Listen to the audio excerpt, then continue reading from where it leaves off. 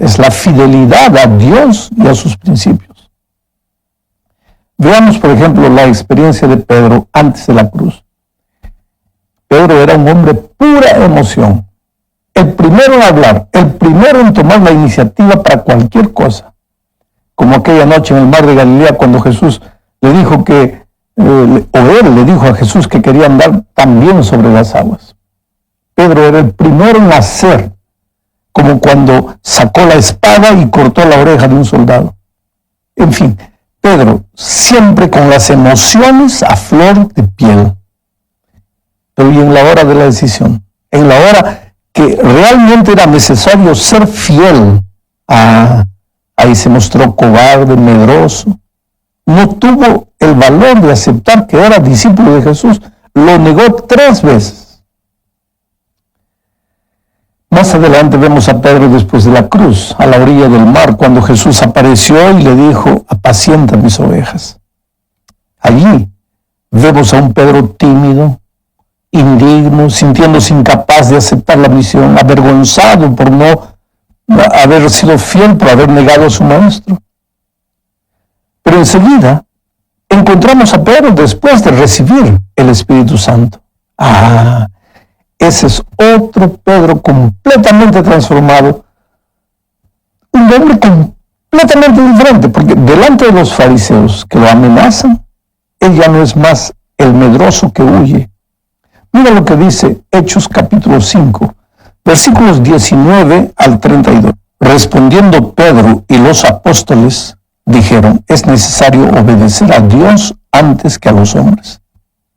El Dios de nuestros padres levantó a Jesús, a quien vosotros matasteis colgándole en un madero. A este Dios ha exaltado con su diestra por príncipe y salvador, para dar a Israel arrepentimiento y perdón de pecados. Y nosotros somos testigos suyos de estas cosas, y también el Espíritu Santo, el cual ha dado Dios a los que le obedecen. Puedes percibir la valentía de un hombre transformado por el Espíritu. Bueno, Pedro había recibido vida nueva, había sido reavivado. Ahora él era un hombre dispuesto a morir por sus convicciones. Y esa era la obra del Espíritu Santo. La pregunta que te haría es, ¿te sientes tú parecido con Pedro de alguna manera, en algún aspecto de tu vida? Recuerda que el resumen de esta parte es que el verdadero reavivamiento no es el florecimiento de emociones, sino el florecimiento, si podemos hablar así, de la obediencia, de la fidelidad a los principios divinos. En la segunda parte de este estudio veremos que la obediencia y la fidelidad a Jesús y a sus principios tienen un alto costo. A veces, la propia vida. A lo largo de la Biblia encontramos la historia de hombres y mujeres que pagaron el precio de la obediencia con su propia vida. Uno de ellos es Esteban. Lo apedrearon por causa de su fe, pero él no se amedrentó. Delante del peligro ni de las amenazas, él no cedió. Fue fiel hasta la muerte. Hoy, querido, tal vez Dios no espera que muramos por causa de los principios, sino que vivamos los principios. Hoy tal vez nadie va a ser muerto por confesar el nombre de Cristo y guardar el sábado, pero va a ser despedido del empleo, o no va a poder realizar un examen, o simplemente se van a reír de él por defender y vivir sus principios. Si quisiéramos hacer una prueba de fidelidad a Dios hoy, todo lo que tendríamos que hacer es tal vez preguntarnos, ¿cómo reaccionamos delante de las personas cuando se enteran que somos cristianos? ¿Qué hacemos cuando todos son llevados por la corriente de la nueva moral? ¿Somos nosotros capaces de decir no? ¿O corremos con ellos para que no se burlen de nosotros? ¿Y qué cuando todos los que están a nuestro alrededor levantan el vaso de cerveza y nosotros no podemos hacerlo? Vuelvo a repetir, no necesitamos morir por Cristo hoy. Lo que necesitamos es vivir por Él, respetando sus principios. Vamos ahora a pensar un poco en la conversión de Saulo de Tarso y la manera como él se dejó guiar por el Espíritu Santo hacia la obediencia, porque la obediencia es evidencia del reavivamiento. Bueno, esta es la tercera parte de la lección. Recuerda que el título de este estudio es La obediencia como fruto del verdadero reavivamiento. Saulo era un perseguidor de cristianos. Era un hombre sincero, sí, aunque la sinceridad nunca fue evidencia de estar en lo cierto. Yo puedo estar sinceramente equivocado. La sinceridad no me salva. Y por otro lado, la sinceridad acaba en el momento en que me confronto con la verdad. Bueno, Saulo era sincero, pero esa sinceridad acabó cuando se encontró con Jesús en el camino de Damasco. Aquel encuentro fue dramático. Creo que a todos nos gustaría tener una experiencia de conversión como la de Saulo. Saulo cayó por tierra en medio de la oscuridad y el Señor le dijo que él no estaba persiguiendo, no estaba persiguiendo un bando de fanáticos como pensaba. Estaba persiguiendo al propio Señor Jesucristo. Ese fue el comienzo de todo. Aquella noche no solo cambió la vida de Saulo, cambió también la historia del mundo. El cristianismo ganaría a un hombre corajudo y valiente que llevaría el evangelio a los gentiles. Lo interesante de esta historia, y que está relacionado con nuestro estudio de la obediencia, es que después de su conversión al Señor, Pablo recibió la orden que está registrada en el libro de Hechos, en el capítulo 9, en el versículo 6, dice así: Él, temblando y temeroso, dijo: Señor, ¿qué quieres que yo haga? Y el Señor le dijo: levántate y entra en la ciudad y se te dirá lo que debes hacer. ¿Quién le diría a Saulo lo que debería hacer? ¿Y por qué no se lo dijo el propio Señor Jesucristo, personalmente? Aquí hay algo serio en lo que debemos pensar. La iglesia, querido, tiene un lugar en la experiencia del cristiano. No puedes decir: yo me encontré con Jesús y haré lo que Él me dice, sin importarme con lo que la iglesia piensa. No puedes hacer eso. ¿Cómo es que Jesús te dice las cosas? A través de su iglesia organizada. Levántate, entra en la ciudad y se te dirá lo que debes hacer, le dijo Jesús a Saulo. Bueno, al mismo tiempo, Dios se reveló a Ananías y le dijo que fuese a una cierta calle en Damasco y que allí encontraría a Saulo orando. Si lees bien la historia, vas a darte cuenta que Ananías argumenta con Dios. Le dice que no irá, porque conoce bien a Saulo y sabe que él es un perseguidor de cristianos. Pero finalmente Ananías también se rinde al Espíritu y obedece, porque todo verdadero reavivamiento nace con el Espíritu y lleva a la obediencia. En aquellos tiempos, Saulo, tanto Ananías y la iglesia, eran obedientes a la voz del Espíritu. Hablemos ahora de la importancia de obedecer a la voz del Espíritu Santo. Veamos lo que está escrito aquí en Juan capítulo 12, versículos 35 y 36. Dice así: Entonces Jesús les dijo: aún por un poco está la luz entre vosotros. Andad entre tanto que tenéis la luz, para que no os sorprendan las tinieblas, porque el que anda en tinieblas no sabe a dónde va. Entre tanto que tenéis la luz, creed en la luz, para que seáis hijos de la luz. Mira, querido, el Espíritu habla, llama, clama. A veces lo hace hasta con gemidos indecibles. El Espíritu toca el corazón constantemente. Lo que más desea el Espíritu es guiar a los hijos de Dios, mostrarles el sendero, enseñarles el camino en que deben andar. Esa es la luz de la que Juan habla. Él dice: andemos en la luz, o sea, en el Espíritu, mientras la luz está con nosotros.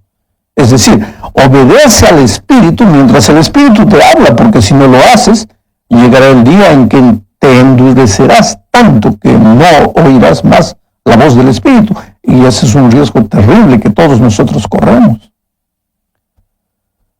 Nuestro estudio presenta el ejemplo de Pablo y Agripa. Desde el mismo momento en que se encontró con Jesús, Pablo fue obediente a la voz del Espíritu. Ya lo vimos, obedeció cuando la voz de Dios le dijo, ve a la ciudad y allí te será dicho lo que tienes que hacer. Obedeció cuando el Espíritu le dijo, pasa a Macedonia y ayúdanos. Obedeció en medio de las dificultades y persecuciones, a despecho de su vida, sin temor, sin miedo. En el discurso que le dio al rey Agripa, por ejemplo, le dijo lo que está registrado aquí en Hechos capítulo 26, versículo.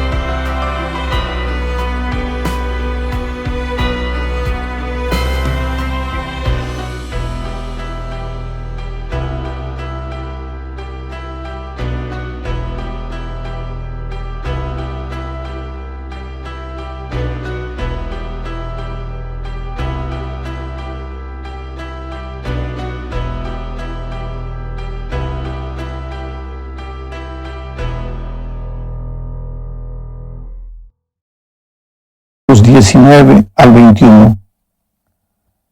Por lo cual, oh rey Agripa, no fui rebelde a la visión celestial, sino que anuncié primeramente a los que están en Damasco y Jerusalén y por toda la tierra de Judea y a los gentiles que se arrepintiesen y se convirtiesen a Dios haciendo obras dignas de arrepentimiento. Por causa de esto, los judíos, prendiéndome en el templo, intentaron matarme. ¿Te das cuenta? No fui rebelde a la visión celestial.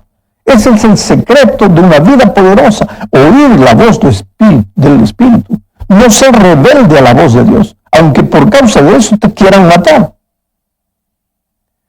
Ahora, en contraste con esa actitud de obediencia de parte de Pablo a la voz del Espíritu, mira la respuesta del rey. Está en Hechos, en el capítulo 26 que estamos leyendo, en el versículo 28, dice así.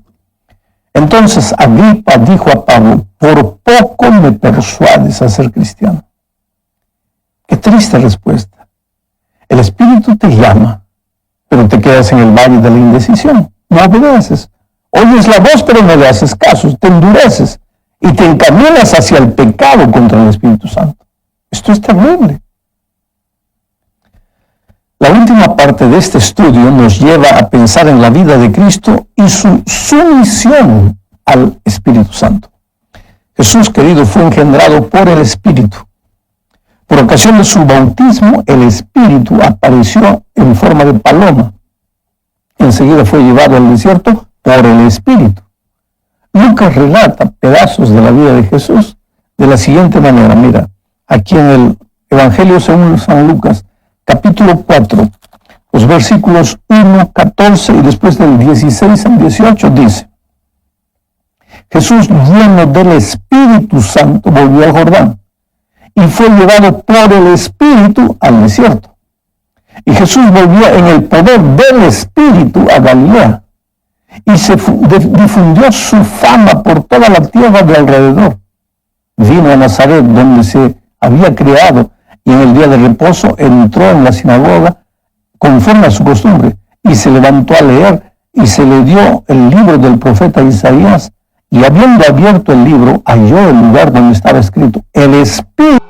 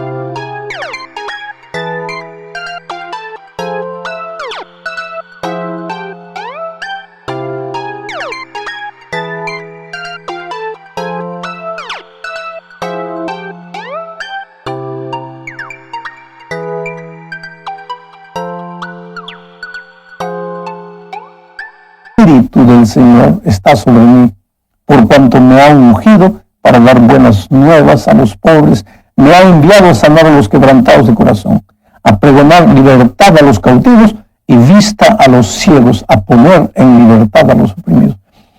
No sé si has observado la lectura del texto. La vida de Jesús fue una vida llena del Espíritu. Y como resultado de eso, fue una vida de obediencia, porque el Espíritu te lleva a la obediencia. Nosotros como seres humanos solo tenemos dos caminos. O somos hijos de la carne o somos hijos del Espíritu. O en nuestra vida aparecen las obras de la carne o aparecen las obras del Espíritu. El apóstol Pablo dice en Romanos capítulo 8, versículo 12 al 15, lo siguiente. Así que, hermanos, deudores somos, no a la carne, para que vivamos conforme a la carne. Porque si vivís conforme a la carne, moriréis. Mas si por el Espíritu hacéis morir a las obras de la carne, viviréis. Porque todos los